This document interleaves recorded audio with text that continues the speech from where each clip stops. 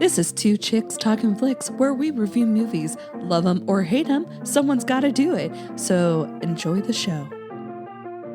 Hi, I'm Sarah. And I'm April. And this is Two Chicks Talkin Flicks. And anything else that gets in the mix. So, April, are we alone?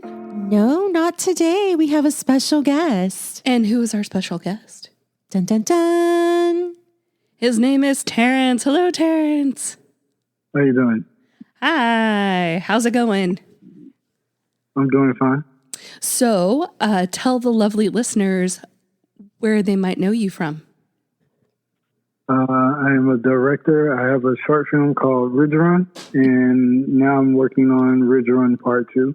Awesome. And that is based in Dallas, correct? Well, it was filmed in parts around Dallas, but it's based in a setting of a jungle in Mexico. Oh, okay. And then parts of it are filmed in Microphone City, which is another name that Dallas is known by. Oh, yes. We recognized the landmarks in the first movie. Mm-hmm. We quite enjoyed that. We were like, oh, I didn't even know.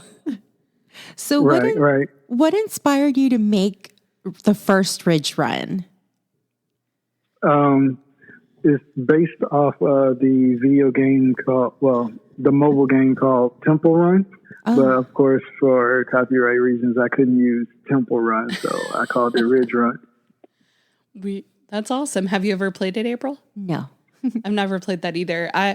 I'm more of like a Sudoku puzzle game person. So what is Temple Run? What is that about? Have you ever played like Subway Surfer or anything like that? No. I think this is the wrong audience. All right, so like the way the game starts out is kind of like how the film starts out. There's like someone chasing you at the very beginning, oh, okay. And then like throughout the whole game, you're just running from someone and you're like collecting jewels, kind of like a national treasure. Oh, okay. But just like a video game version where you're just trying to pick up relics and things like that as you're running from someone. So kind of like Pac-Man. Kind of like Pac-Man, right? But like the human version. How hard was it for you to convince your friends to help you with your project?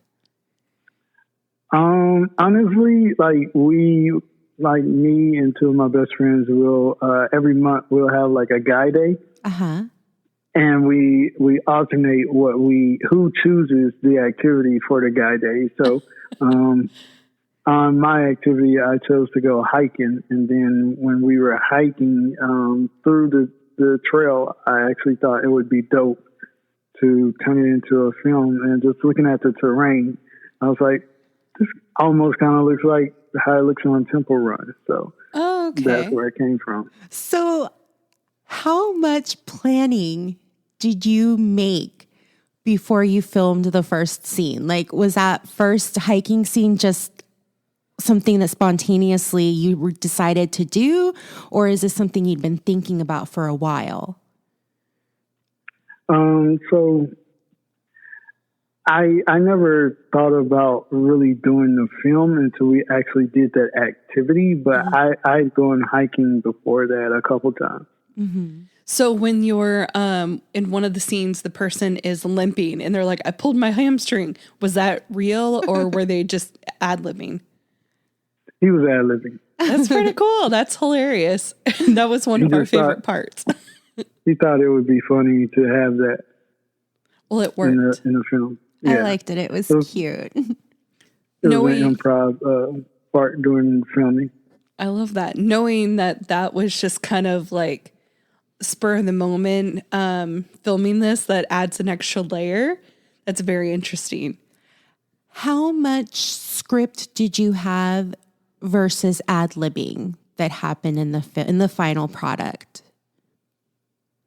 I honestly can't tell you, but mainly because I always tell the actors that I use for anything that I do. Like my script is it's just an outline. It's just a skeleton. I encourage them to make the character who they want the character to be. Because I believe if the actor actually likes who they're playing or portraying, then that makes the character much more likable for the viewer. It makes them much more relatable, and their acting is going to improve, if they actually like what they're doing. Awesome. I like that. So the part that was filmed in a warehouse, where was that at? Because we've been like dying to know. Was that at somebody's job? Yeah, it was actually filmed at a friend's job. He works at they do like print, so it's a printing warehouse that's in Grapevine. Oh yeah, okay, that's awesome. Yeah, when I got that scene, I just thought about it. I was like, oh my God, I should film a movie at work too. And then we talked about like The Office and how like Michael like got everybody to be in his film. And what I loved about that, it's like a running gag, and then you finally see the final product. For you, how long did it take for you from, first conceiving the idea of making a film up until you had at least your final cut? Was it a few weeks, a few years? No, so we actually came up with the idea like about June of last year. And we wrapped up filming mid-September. Oh, wow. So not too bad. Yeah, that seems like a realistic timeline. Yeah. Sorry, continue. Yeah, it went from an idea. Well, originally I just wanted it to be like something cool, or I thought it would be dope to put it on like Instagram or TikTok. But once we actually started filming, they said I kept changing my mind with how I wanted it to look. So they made me write a script. So I didn't actually have a script until probably like when we were doing location scouting. That's when I actually did the script. That's pretty cool. So is there any, like, have you always aspired to be a director, or is there any like directors that you've always grown up wanting to be when you got older? I've always been a movie buff since a kid. If I would say any directors I would like, probably would be Michael Bay. Who else?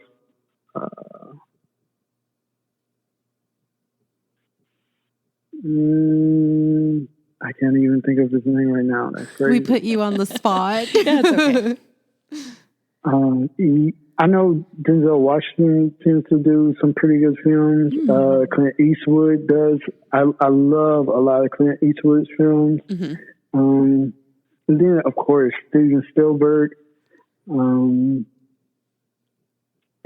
I would say if I had to choose between Spielberg and Michael Bay, but definitely Michael Bay, because like I love his love of explosives. Although a lot of people feel like he just blows things up unnecessarily, but it's like, why not if you got the budget?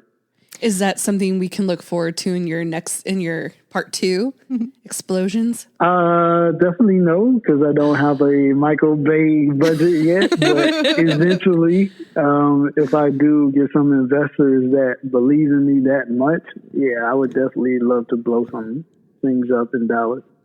So I guess that means you're more of an action type of person when it comes to what your aspiring, I guess, film would be. Like your dream film would be just action and explosions. Definitely more action. I like a lot of Steven Seagal films. Definitely grew up watching those because my mom was a big fan of Steven Seagal. My aunts are big fans of Steven Seagal. So if I could find someone that's really down to do martial arts films like that and constantly just like break people's bones for no reason, then that would definitely be like my lane. What was your family's reaction when they got to see your film? Because I'm sure you'd been discussing it for months and then they finally get to see it. How excited were they? Honestly, when I was doing the whole process of the film, like I kept it pretty low key. I didn't really tell anyone, just because I didn't want to build up anyone's expectations, and then they'd be like, "This is like the most terrible thing I've ever seen." So I didn't really tell anyone until I started doing the screening for it, and we did the screening at Texas Theater, and that was when my mom and my sisters expressed that they wanted to check out what I was doing. So they didn't really know that I was filming it until I actually started promoting the screening of it. So, we're a review podcast. So if you had to review a movie that you really liked, what movie would you pick?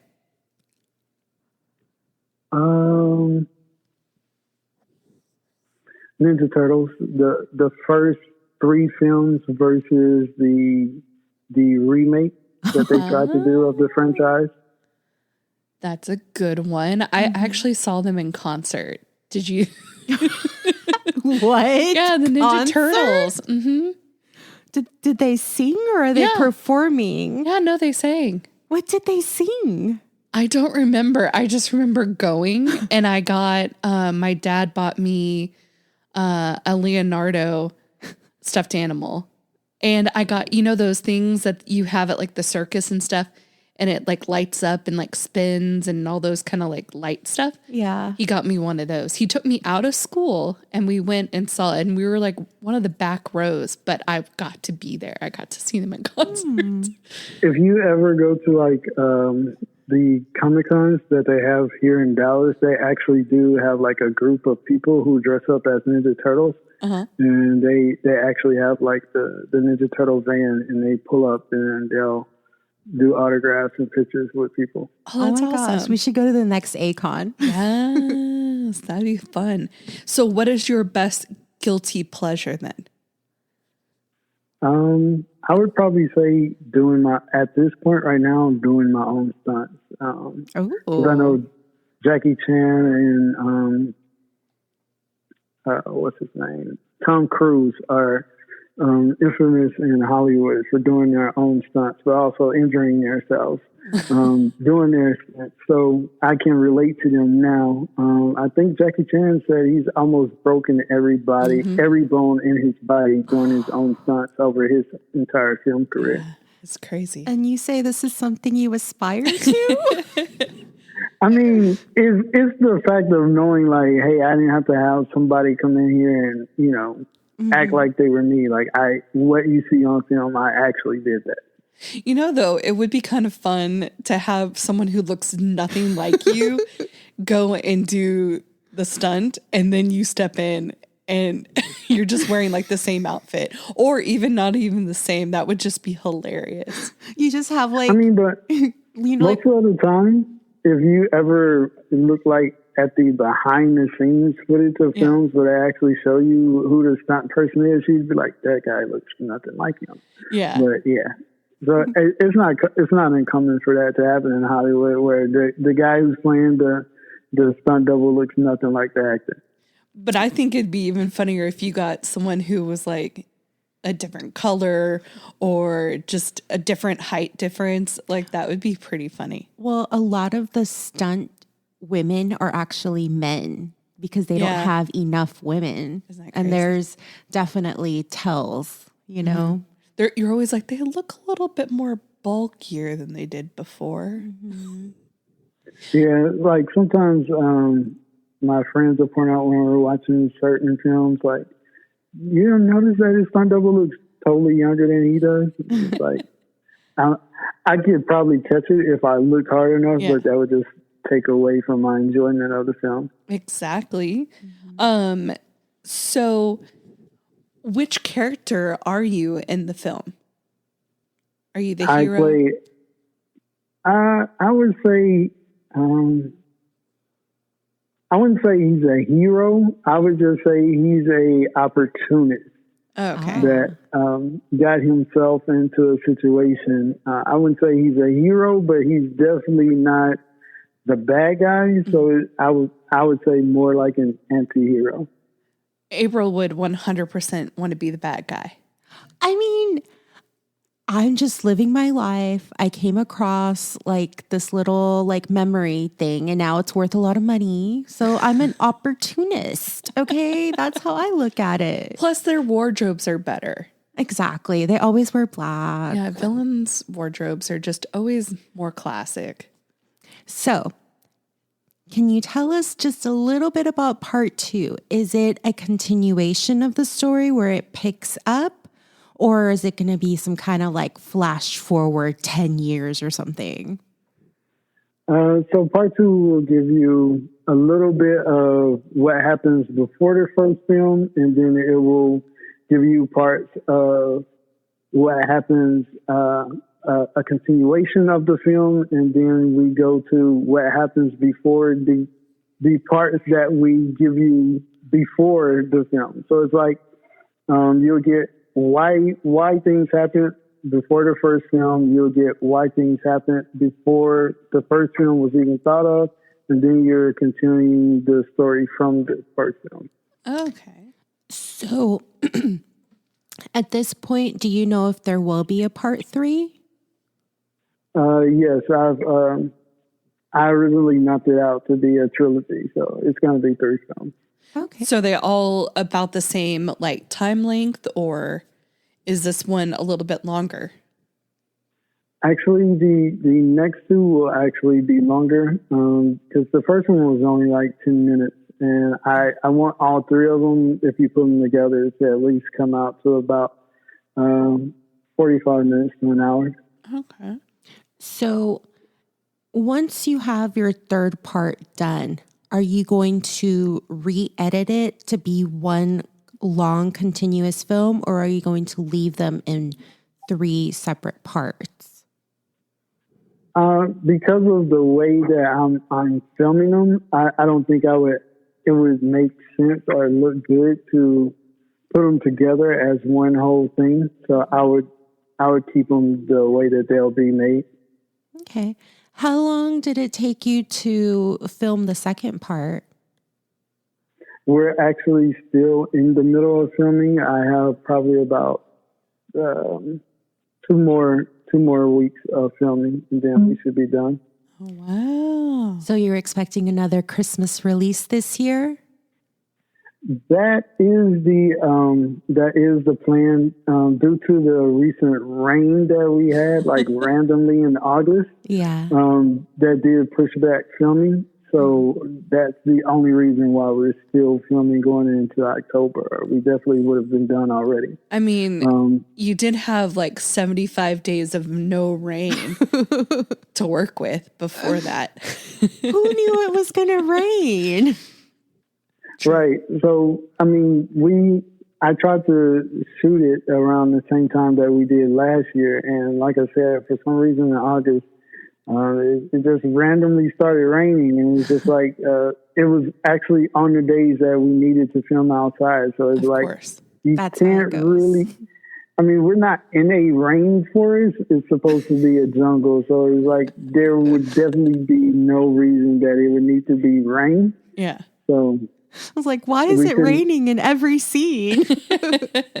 right. Because also, if we did film in the rain, like I would need it to constantly be raining every day that we were filming, and that was just.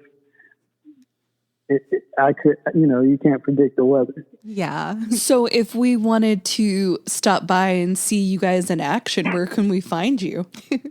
In the rain. The next filming that we'll do is set up for in Plano. Oh, okay. So that would be the next time we'll actually be filming outside, but we've actually wrapped up all the filming outside. So I have like one more day of filming outside and then one more day of filming actually inside. And then we'll be done. So when you're filming, do you have like a big group of people, and then do you have like an audience watching what y'all are doing? No. The only time we ever actually kind of get an audience is when we're in the preserves or the jungle. Other than that, everywhere that I've used the film has been closed. Only because we're mainly using like spaces from Peer Space, and they have like because of COVID, they have a restriction on how many people can actually be in there at a time. I was gonna say something. Or will we have any new characters in the film? Yeah. So I believe the first film we had about 8 characters, and then for the second film you'll get about 16. Oh, wow. Ooh, are they gonna have names? Yeah. We've kind of had a carousel of actors come and go for these characters. So when we finally were able to get a concrete number of people, everyone that is going to be on film actually does have a name. Awesome. Good to know. Is there anything you can tease about the second part? I would say the second part would definitely bring in a woman into the cast, and she is also like she's going to be a focal point for the marketing. So I actually did team up with another company here in Dallas that's providing the products. They do fragrances, lipsticks, and eyelashes. Oh, wow. And so when we do the cross marketing for the film, we'll be marketing the film as well as their product line. Awesome. That's really cool. So I went to school for photography, and I almost went to school for film, radio, and television. So I kind of want to know, how are you shooting this movie? Are you shooting it with your phone, with a camera, with a digital camera?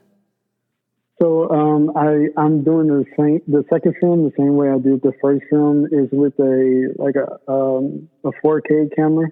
Oh, okay. And then with the GoPro.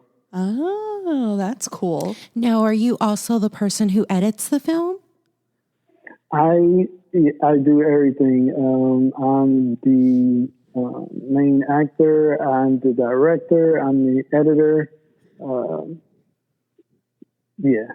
I do all of that. You're the visionary. The writer. Yeah. Hey, that's how you all got to start, right? Right. Definitely.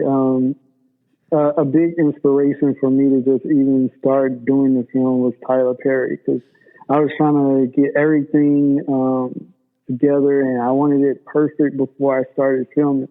But I saw an interview that Tyler Perry did, and he was just like, you're never going to get everything perfect the first time. And if you always want it perfect, then you're never going to start. So the biggest thing is to start and kind of let your audience grow with you. So that'll be the process between all 3 films.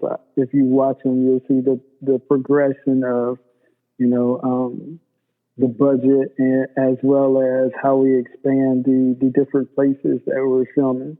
Like for this film, I actually set aside money for the making of the film. I actually worked like 3 jobs over the summer to save up for the budget. Oh, wow. That is dedication when you have a vision. Yes. And you believe in something. I know one of the things is like, one of the most important things about striving towards your goal is believing in yourself. That is the number one thing that's going to get you through. Right. Have you always wanted to like write stories and come up with different like a really crazy imagination? Like what brought you to the point where you're writing a story? I've been in love with being a writer since I was in 4th grade. When I was in the tag program in elementary school, that was when I first started writing. We had this thing that was a project in tag class where we did what's called a coffee can book. So it's like you take a coffee can, you cut it up a little bit, and then you like take this big roll of paper and you like glue it together, and then you put one side of the paper through one side of the coffee can, and then you push it through to the other side, and you make it kind of make a circle, and you just turn the circle around the coffee can to tell the story. And since I've started doing that, I've always just wanted to write a novel, but interestingly enough, I don't have the discipline to actually complete a novel. So I have a lot of novels that I've started, and then I'll get into the middle of it and I'll be like, let me just start something else. So I've never finished a novel, but I was able to finish that script and then turn it into a film. That's kind of how I am. I've started 2 books, and I either know how it starts and how it ends. It's the middle that's tricky, or I don't know how to get it to start and or to end. And I'm just like, I'm stuck. So how were you able to figure out how you wanted this movie to flow? Because I have a love of The Hobbit, I kind of did it based off how they do the whole Lord of the Rings and the Hobbit series, where they always end the film with something leading to the next one. Mm-hmm. So in the first film, there were clues that you could expect another one. You know, where Jaguar and Mrs. Mary.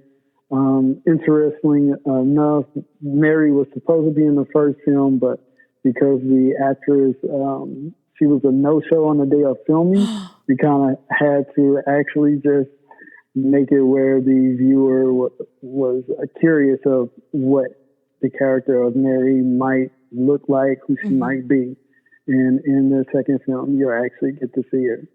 Oh, great. Nice. Is it the same person, or did you pick a different Mary? Well, when I mentioned the actor carousel, Mary is definitely a character that has been on the carousel. The female who actually is going to play her in the film is the 5th person I've cast for that role. Okay. Who was the first person you cast other than yourself in the film?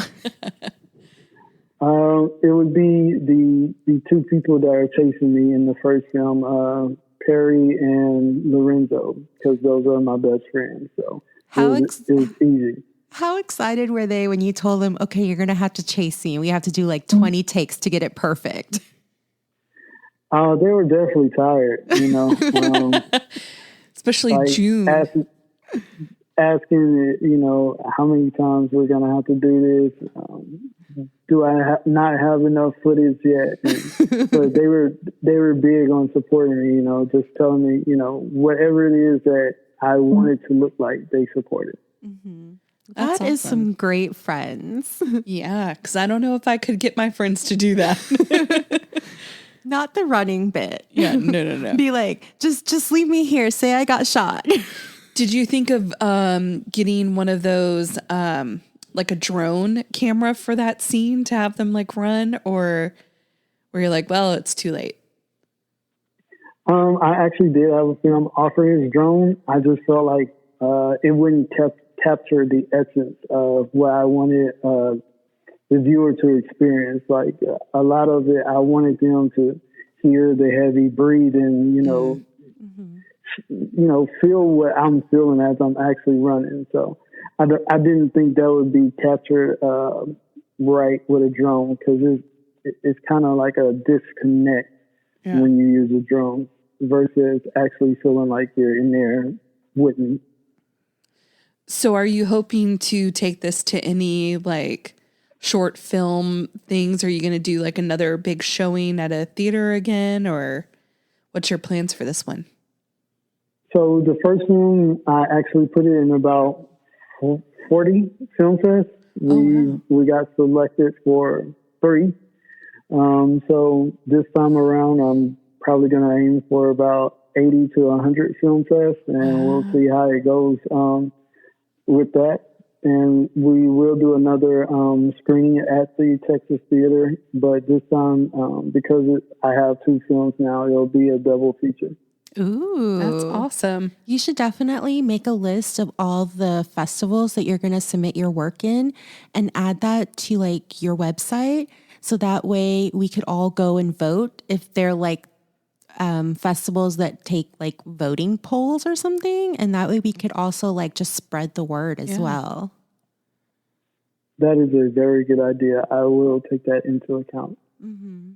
That's really awesome to get into 3 fests. I mean, I'm sure that's not easy to do. Yeah. So that's impressive. Yeah, like I said, the Hobbit and Lord of the Rings was probably like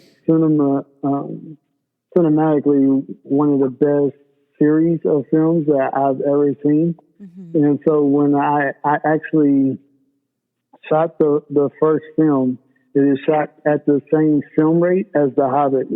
And then I used the coloring for the film as the same coloration that they used for John Wick.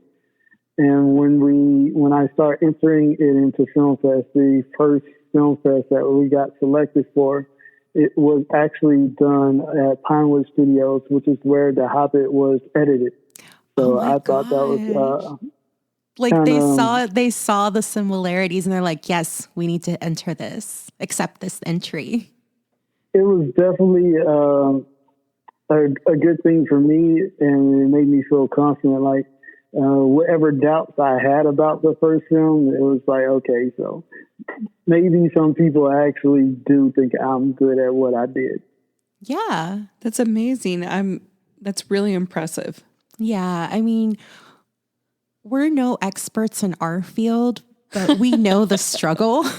Yeah. Like I edit our own little videos for like our different platforms, and it takes a really long time. And I'm dealing with like under a minute's worth of content. I could not even imagine how long it would take to edit a film, especially when you have so many takes to go through to see which is the best take, you know? Yeah. And I'm just doing under a minute. I guess you could say I kind of cheat because I don't wait until we finish the film. Like I start editing the film while we're in the process of filming because it gives me an idea of what I have to work with. And before we wrap up, if I need to do any reshoots or anything like that, then I could do it before everyone has moved on to doing whatever it is that they're going to do. So, I was editing the film in the middle of filming for the first film, and I've already started editing for the second film as well. So so you mean the third film, right? I'm sorry, what did you say? You're talking about the third film, or? No, while we're still in production on the second film right now. So okay. I've already started editing on the second film before we're completely done filming. Oh, okay, yeah. You edit as you go. Got it. Yeah. Sorry. Correct. I just heard the other day, I listened to the Boy Meets World podcast or Pod Meets World, and they were talking about one of the directors that they've heard of. If they don't like something, they just completely delete the whole entire thing and they just start over. And they're like, that is crazy. They're like, okay, all those takes, gone. And, to sit there and like, what if you're like, well, maybe that one was kind of good. But nope, it's gone. Too late.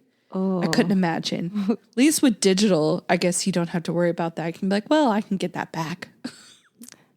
Yeah, I couldn't imagine doing something like that, especially if you're dealing with other people. But yeah. I guess if it's just yourself, you could continuously trash whatever you're working on and then start over. But definitely if you have other people and other schedules to take into account, that would be dangerous.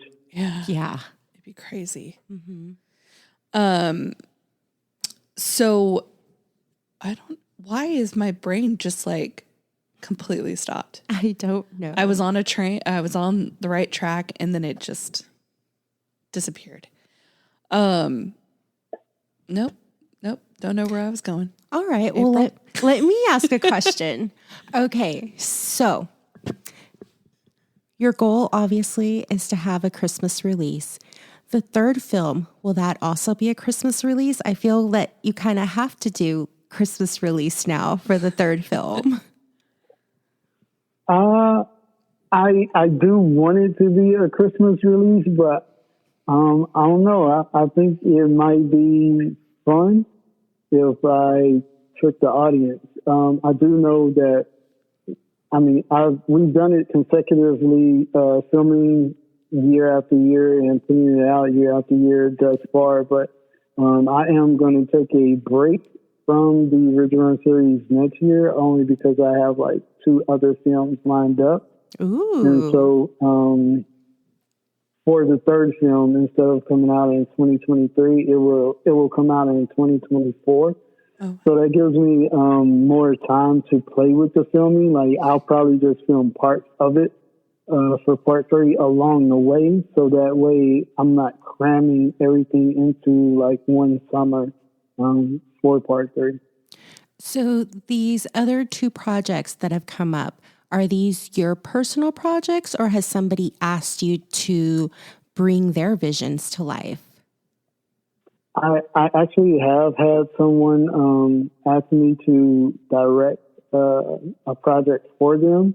Wow. But I have had no follow-up with them, so I'm not sure how serious they were. Mm-hmm. But these next 2 projects are projects I made for the stars of these projects. Oh, okay. So is this like a full-time gig for you? Or I know you said you worked like 3 jobs. What do you do when you're not filming? I work for a factoring company. So basically my daytime job is to make sure that people who drive 18-wheelers get paid for driving those 18-wheelers. Oh, wow. I work in insurance, car insurance. So similar. Retail. I'll just take all your money. Yeah, it's very interesting, but yeah, and then to actually fund the film, I just took on like some part-time jobs. One of them I actually like doing, but one of them it was just a seasonal job for the summer, and I just used all the money from that job to help fund paying for the sets that we're using during filming. Have you thought of doing like a Patreon or like a, what are those other things called where you like raise money? Crowdfunding. Yeah, I did for my very first short film that I was going to try to do right when the pandemic started happening. Oh. I went through Kickstarter and GoFundMe. Mm-hmm. But funny enough, no one ever puts any money or donates to my crowdfunding project. Right? That's because you don't have a sad sob story or a sick child. Or I don't know if right, you do, but those are the people that get the money. Right. I don't have any of those, or I don't even have a dog to put in the video to make people feel like they should donate to my dog. So neither do maybe that's the reason. Yeah, because I actually had an idea for a restaurant and I tried to do crowdsourcing. I thought, okay, there's millionaires that are always looking at those websites to kind of see what they can donate money to. And I thought maybe someone will come across it. No, not a damn thing. Mm-hmm. I was really sad. I was like, no one wants to be a part of this. I do have a friend who's actually working on a film, and he tried Seed and Spark. So for the third film, I am going to see if I can raise some money through that crowdfunding source and see how it goes. But at this point, I'm just pretty much, I feel like, to make the vision that I have is until I actually build more of a name for myself, I'm just going to have to be the engine that powers the machine. Now, you can say no, but if you want April and I to like host your big showing in December, we could always come and record it for our podcast and be like, hey guys, we're here. We'll hype it up. I'm a good Live hype man. backstage. Yeah, live. We'll do it. We'll Definitely. I definitely will invite you ladies out. I think it would definitely be dope to have y'all be one of the first people to see it. Yes. And give a review of it. I mean, because now we're invested. Exactly. You know, we need to know what happens. What's on the flash drive? We don't know. Yeah, I mean, you actually won't find out what's on the flash drive until the third. I kind of had that feeling when you said there was a 3-parter. Yeah, should have known.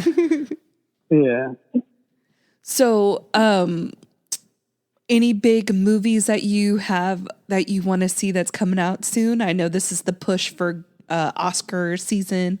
Anything coming out on the horizon that you're like, I have to go get some popcorn and go see this movie? Actually, Black Adam, and then Wakanda Forever. Funny thing about Wakanda Forever, one of the actors that's going to be in part 2 of Ridge Run, he was in the first Black Panther and he's in the sequel. Wow. Ooh. I would lead with that. Be like, hey, I have a Wakanda Forever person in my crew. Exactly. And be like, and straight off the set of of Black Panther 2, we have. Yeah. That's awesome. Yeah. Thank you. It was. I was definitely shocked that he would be interested in being a part of it. So we actually are going to film his scene. It'll be the last scene that we film. Wow. Did you have them audition, or you just let them? Come on. No. All of the people that you see in my film, the first film and the second film, I have not had anyone audition. I just tell everyone, hey, we're all learning. I'm a new director. I know what it feels like and how I want the film to look. So we do go over the scenes before I start filming.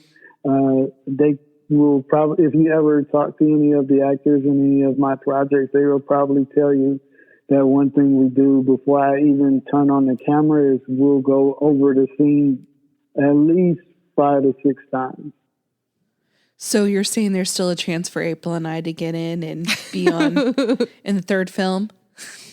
Definitely for the third film, there will be more expanded extras.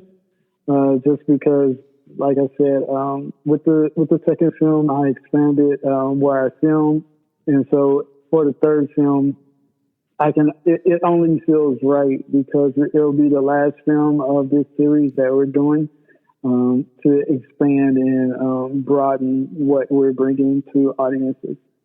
Awesome, April. We'll have to go and just walk on. We'll just insert ourselves into all the scenes. Well, this has been so great. Is there anything else you want to tease or let the listeners know about you or about your films that are coming out? If you want to see any of my films, you can go to my streaming service, which is villainwood.com. Ridge Run 1 is exclusive to Villainwood. Part 2 will be on more streaming sites. I've actually had other streaming companies approach me for more content. And so for the second film, you will see it on more streaming sites. And if you want to reach out to me on social media, just type up Terrance Brashun, TerranceBrashun, our classic villain. And you can find whatever it is that I'm doing. Well, awesome. We'll definitely tag you in this video and let people know and get them excited about your next release. Thank you so much, ladies. Thank you so much. This is so great to have you on. Yes, and we look forward to seeing your Ridge Run 2. Yes. Coming December. Cross fingers. Yes, crossing fingers. All right, guys. Well, that's all we have for today. Check us out on social media at Two Chicks Talkin Flicks. On everything. Pretty much, except for Twitter. We don't tweet. Yeah. Sorry, guys. All right. Till next time. Toodles. Bye. This episode was produced by Two Chicks Talkin Flicks. Music was produced by Michael Girvani. If you like this episode, please like and subscribe. If you'd like to be a part of the show, have a movie suggestion, or just want to give us some love, you can email us at twochickstalkinflicks@gmail.com. Thanks, guys. Toodles.